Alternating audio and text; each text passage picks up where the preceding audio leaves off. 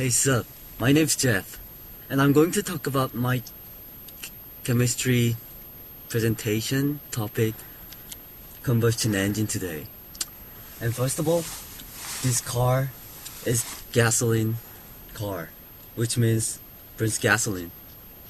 And in front of me, there's a diesel car, which is my friend's car, and I'm going to talk about that car too later.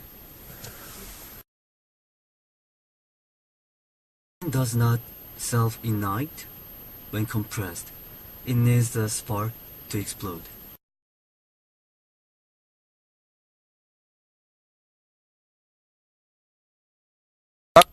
So now I'm going to talk about diesel engine car. There. So follow me.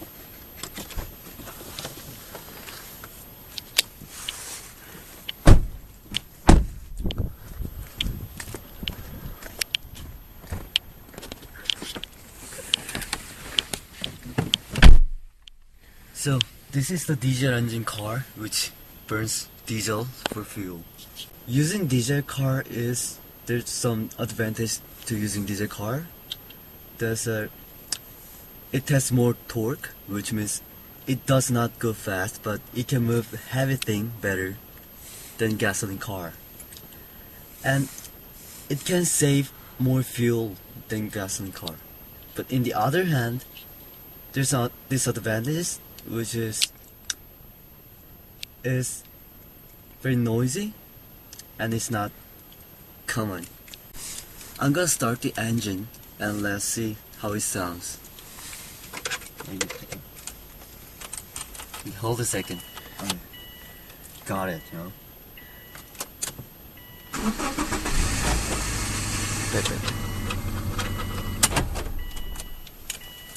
See that? It's really noisy. I'm gonna go inside because it's really cold. So when I go inside, I can continue.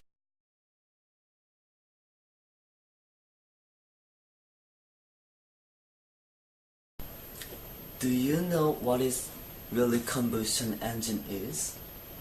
Actually, it is pretty straightforward. It just means that it is an engine that combusts fuels to run it. So most of transportations are using internal combustion engine, which means combust fuels inside of the engine. So I'm gonna talk about how it works. So take a look. So this is the kind of flash of the combustion engine. So step 1 is intake, that take the fuel into the engine. 2 is compression, compress the fuel by piston. And 3 is works, which means it's when the piston hit the top point of the engine, it makes a sparkle and the fuel explodes. Then it pushes piston back. Last one is exhaust. You know, exhaust carbon dioxide that is made by fuel when it exploded. Anyway, there's some fuels can use in this internal combustion engines, which is like gas or gasoline and diesels. So anyway, there's some advantages to use combustion engine. Those are like first it's a cheap and it is very effective and it warms up very fast. But in the other hand, there's some advantages to use combustion engine. Those requires a lot of amount of cooling water, and it is very noisy, as you know. And most importantly, it is makes greenhouse effect, because when you use combustion engine, it makes a lot of carbon dioxide, and when it goes up into the air, it covers the earth, and solar heat can comes into the earth, but it cannot comes out, so it becomes a global warming. And another important disadvantage is carbon dioxide pollution, which makes water pollution and air pollution like that, because carbon dioxide becomes an acid rain and it goes to the ocean. So if a fuel the combustion engine uses is gasoline, then C8, like this, C8 2C8H18 gas. This is the gasoline, we call it octane, and plus O2, which is made by combustion. So 25 oxygens products 16 carbon dioxide and 18 water.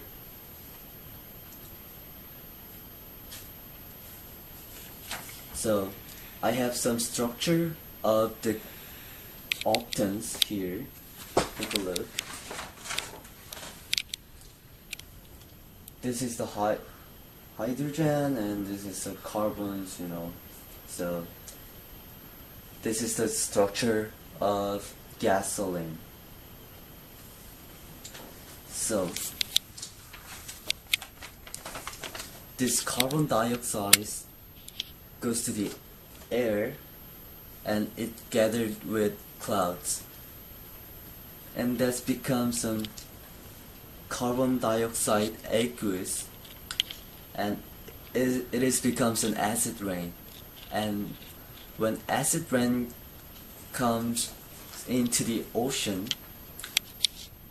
then it's gonna be changed to a carbonic acid, and it changes the ocean to be like acid. So lastly, by a kind of transportation, then the emission of carbon dioxide will be slightly different. Example, if you use a small car, then it's gonna make just 0.1 kilogram of carbon dioxide when it goes 1 kilometer, and train's gonna make 0.1 kilogram carbon dioxide, and bus will make 0.1 kilogram.